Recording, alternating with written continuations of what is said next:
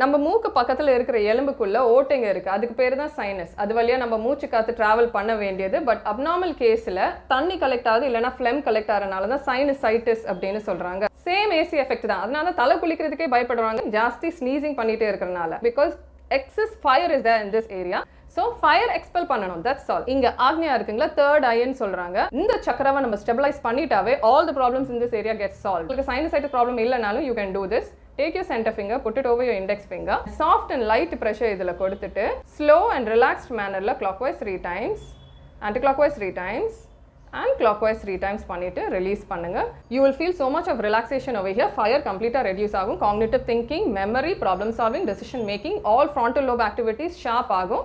காலையில எந்திரிச்சு அடுத்த செகண்ட் இது பண்ணுங்க, because mind will be relaxed that time. Sinusitis patients, night also you do the same thing. 7 days monthly நீங்க பண்ணா போதும், you will find tremendous results. Seed therapy for sinusitis I will put in the forthcoming videos.